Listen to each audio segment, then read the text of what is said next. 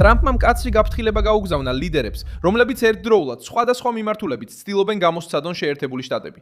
ამ ხუთშაბათს 2026 წლის 21 მაისს, როდესაც ჩინეთი, ირანი, კუბა და რუსეთი ცდილობენ შანტაჟით ძალად გადააქციონ შეერთებული შტატების წინააღმდეგ. სი ძინპინი ცდილობს ბოინგი, ჩიპები და ტაივანი გაცვლის საშუალებად გამოიყენოს.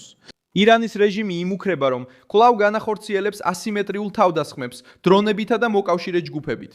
კუბა პანიკაში რეაგირებს რაულ კასტროს წინააღმდეგ წნეხზე. საუბრობს წინააღმდეგობაზე, მაშინ როცა ჰავანა ცდილობს მსხვერპლის როლში წარდგეს, მას შემდეგ რაც 10 წლეულებია საკუთარ ხალხს ახშობს.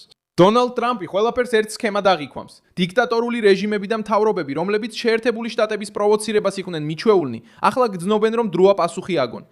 და კითხვა ასეთია: მართლა მზად არიან ეს ლიდერები ტრამპთან დაპირისპირებისთვის, თუ უბრალოდ ხმაურს ტეხენ, რადგან იციან, რომ ვაშინგტონმა ისევ დაიწყო პასუხის მოთხოვნა?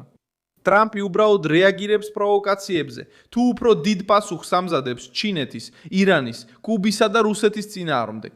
ტრამპის გაფრთხილება შეაჩერებს ამ მუქარების ტალღას, თუ გამოავლენს, ვისაც ნამდვილად აქვს გამბედაობა, გადაიხადოს დაპირისპირების ფების ფასი? ახლავე ყველაფერს გეტყვი, მაგრამ ეხლა გინდა რომ არხზე გამოიწერო, რომ ინფორმირებული დარჩე. რეალურ დროში მიიღო ინფორმაცია საუკეთესო ჟურნალისტური ხარისხით, სანდოობის სტანდარტით, მილსონ ალვესი. რეაქცია იწყება ჩინეთიდან.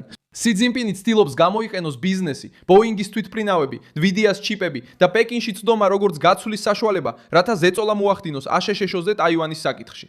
ტრამპი ამ მანერს პირდაპირ პროვოკაციად ავიქვამს.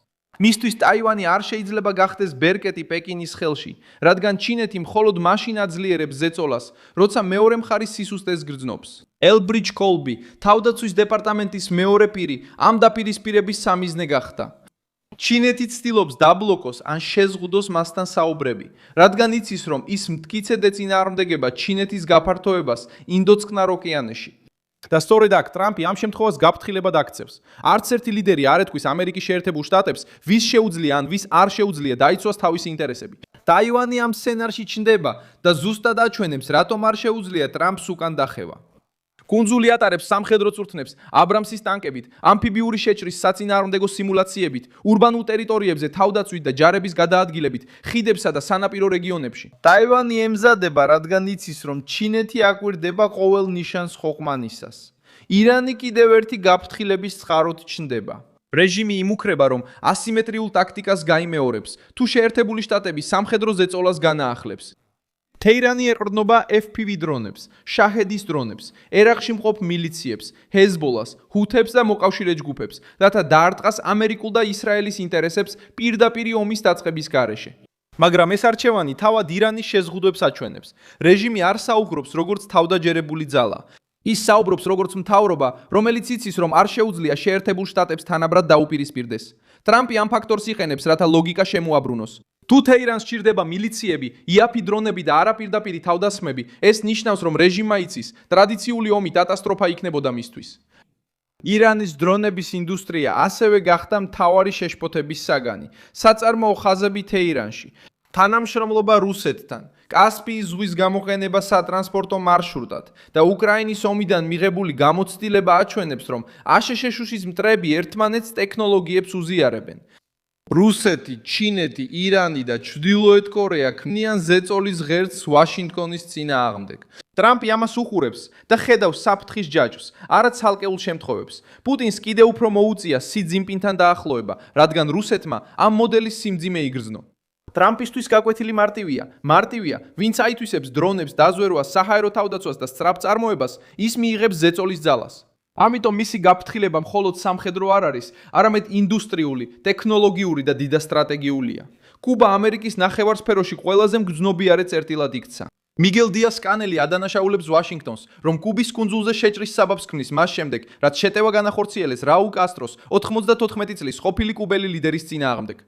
კუბის დიქტატურა ცდილობს საკუთარი რეაქცია ეროვნულ თავდაცვად გაყიდოს, მაგრამ დონალდ ტრამპი სხვა სურათს ხედავს.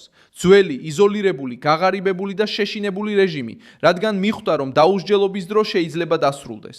ბრალდება, რომელიც კუბაში 300 დრონის ფლორიდაზე დარტყმისთვის მზადყოფნას ეხება, ვაშინგტონში განგაშს ზრდის. ამ ინფორმაციამ დებატები გამოიწვია, მათ შორის იმიტომაც, რომ ადგილობრივმა ხელისუფლებამ განაცხადა, რომ ამ რისკის შესახებ პირდაპირი დადასტურება არ აქვთ. მიუხედავად ამისა, პოლიტიკური შეშფოთება გაიზარდა, რადგან კუბა ამერიკის სანაპიროდან დაახლოებით 90 მილის მანძილზე მდებარეობს. ტრამპმა იცის, რომ იქიდან მომდინარე ნებისმიერი მუქარა ხუმრობად ვერ ჩაითვლება. წლების განმავლობაში მტრულმა რეჟიმებმა მოკლე მანძილი პოლიტიკური ფარად გამოიყენეს, რის შემდეგაც თეთრი სახლის სურს ნათლად განაცხადოს, რომ კარიბის რეგიონი არ იქნება პლატფორმა ამერიკელი მოქალაქეების დაშინებისთვის. კუბის რეჟიმი ცდილობს თქვას, რომ საფრთხეს არ წარმოადგენს, მაგრამ ამავე დროს საუბრობს მილიციებზე, წინააღმდეგობაზე, სუვერენიტეტზე და ბრძოლაზე ბოლომდე თუ ჩარევა მოხდება. ეს ის საკითხია, რომელიც დონალდ ტრამპს აცოფებს. ჰავანა ამერიკულ ზეწოლას უჩივის, მაგრამ ინარჩუნებს ძალაუფლების სტრუქტურას, რომელიც შიშით, რეპრესიით და პროპაგანდით ცოცხლობს. ვენესუელა კულისებში შემოდის როგორც მოდელი, რომლისაც კუბას ეშინია. მეთოდი ცნობილია: ლიდერების გამოძიება, ფინანსური ზეწოლა, იზოლაციის გაძლიერება და მანევრის სივრცის შეზღუდვა. კუბის შემთხვევაში რეაქცია უფრო ნერვულია, რადგან რეჟიმმა იცის, რომ მოსახლეობა ღრმა დაღლილობას განიცდის და ეხლა ცდილობს თავად ხალხი გამოიყენოს ფარად. კანადაც გამოჩნდა ამ კრიზისში, რადგან მარკ კარნიმ დაიცვა იდეა, რომ კანადა უფრო სტაბილური, სანდო და დამოუკიდებელია არასტაბილურ სამყაროში. მაგრამ ეს კიდევ ერთ პრობლემას აჩვენებს. მოკავშირეები 10 წლეულების განმავლობაში ამერიკის ძალაზე იყვნენ დამოკიდებული და ახლა როცა ვაშინგტონი პასუხისმგებლობას ითხოვს, სურთ მორალური ალტერნატივის როლში წარდგნენ. ტრამპი ამას სიმამაცედ არ აღიქვამს. მისთვის ეს ოპორტუნიზმია, როცა დაცვა სჭირდებათ, ბევრი ამერიკის შეერთებულ შტატებს უყურებს. როცა ანგარიშის გადახდის დრო დგება, ცდილობენ ავტონომიაზე ისაუბრონ. კანადის სუფთა ენერგიაზე, ნდობასა და ბაზრებზე საუბარი ტრამპის გაფრთხილების კიდევ ერთ ნაწილს ხსნის. თეთრი სახლი ცდილობს, მოკავშირეებმა ლამაზი სიტყვებით ვერ შეძლონ უსაფრთხოების მკაცრი რეალობისგან თავის დაღწევა. ამერიკის თავდაცვის ბიუჯეტი ამ განსხვავების სიმბოლოდ იქცევა. მაშინ როცა მოწინააღმდეგეები იაფი-იარაღით მეტის გაკეთებაზე საუბრობენ, დონალდ ტრამპი უყურებს სამხედრო მანქანას, რომელიც შეიძლება $1 ტრილიონ გადააჭარბოს და ხვდება, რომ პრობლემა რესურსების ნაკლებობა არ არის.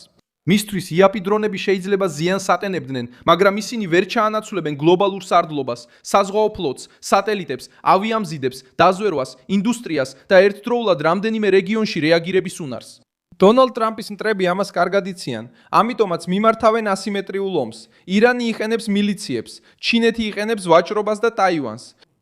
კუბა იყენებს პროპაგანდას და შეჭრის შიშს. რუსეთი იყენებს ალიანს პეკინთან და მტრული რეჟიმებისგან მხარდაჭერას. თითოეული მათგანი ცდილობს გვერდიდან შეუტიოს.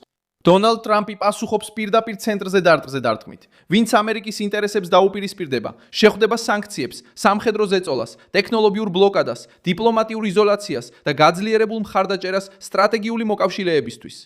ისრაელი ამ ლოგიკას ბევრ დასავლურ მთავრობაზე უკეთ ესმის.